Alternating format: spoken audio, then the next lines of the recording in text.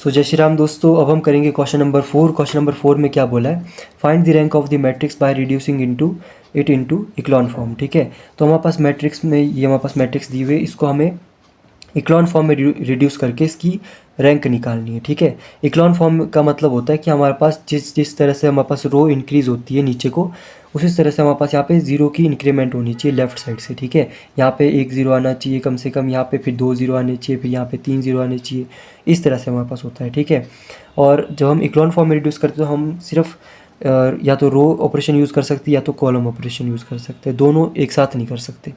दोनों एक साथ हम तब कर सकते हैं जब हम नॉर्मल फॉर्म में रिड्यूस कर रहे हो, जो हम इससे अगले वाले क्वेश्चन करने वाले हैं। ठीक है, यहाँ पे हम सिर्फ रो ऑपरेशन का यूज़ करेंगे। मैंने पहले ही मैट्रिक्स यहाँ पे लिख दी है, तो हम रो ऑपरेशन यूज़ करेंगे। हमें सबसे पहले स्टेप पे यहाँ पे ज़ीरो बनाना है। ठीक है, यहाँ पे बेसिकली देखो ना, हमारे पास क्या होता है कि इक्लॉन फॉर्म में रिड्यूस करके जितनी हमारे पास number of non zero rows बनती है, उतना हमारे पास इसका रैंक होता है। ठीक है, इसलिए हम इसको इक्लॉन फॉर्म में रिड्यूस कर रहे हैं। तो हमें इसको ज़ीरो बनाना है, इसको ज़ीरो बनाना है और इसको ज़ीरो बनाना है। ठीक है, तो हम क्या क्या कर सकते हैं कि हम देखो एक साथ हम ऑपरेशन लेके चलेंगे। ठीक है, कि रो 2 पे हम ऑपरेशन लगा रहे हैं सच दैट रो 2 + 2 टाइम्स रो 1।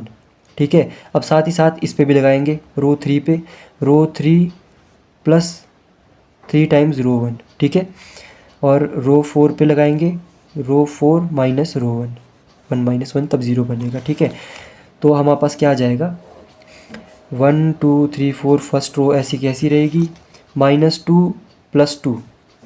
ठीक है, कितना हो जाएगा 0, -3 + 4, -3 + 4 कितना हो जाएगा 1, 1 + 6 7 हो जाएगा, 2 + 8 10 हो जाएगा। ठीक है, -3 + 3 हो जाएगा 0, -4 + 6 2।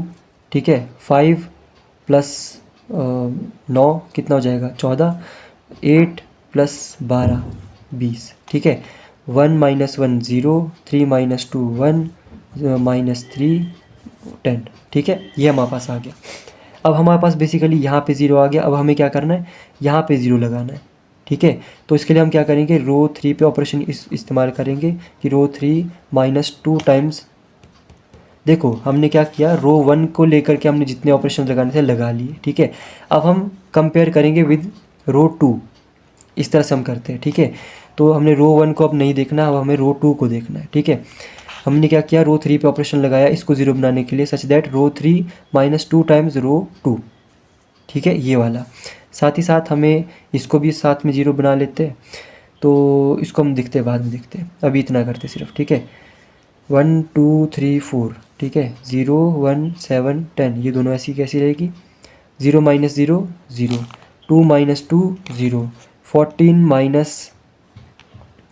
7 14 14 कितने होते हैं 0 हो जाता है, 20 - 10 20 - 20 0। ठीक है, बाकी इधर हमारे पास इसमें हमने कुछ किया नहीं है, तो ये हमारे पास एज इट इज़ रखते हैं इसको। ठीक है, अब हमने क्या किया, जितने भी हमने एक और काम कर लेते हैं, रो 4 पे भी लगा लेते हैं, रो 4 पे लगा लेते हैं। ठीक है, रो 4 पे ऑपरेशन लगा लेते हैं सच दैट रो 4 - रो 2। ठीक है, तो इस पे लगा लेते हैं, क्या आ जाएगा हमारे पास 1 2 3 4 एज इट इज़ रहेगा, 0 1 7 10 ऐसी रहेगा।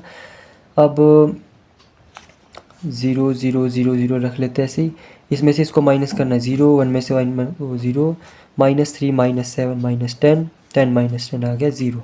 अब बताओ इसमें कितनी हमारे पास number of non zero rows है। ये हमारे पास नॉन ज़ीरो रो है, ये हमारे पास नॉन ज़ीरो रो है, और ये भी हमारे पास क्या है, नॉन ज़ीरो रो है। बट ये हमारे पास क्या है, ज़ीरो रो है। इसमें हर एक एलिमेंट हमारे पास क्या है, ज़ीरो है। तो हमारे पास number of non zero row इसका रैंक होता है, कितनी हमारे पास 1 2 3, तो इसका जो रैंक होगा वो क्या होगा, 3 होगा।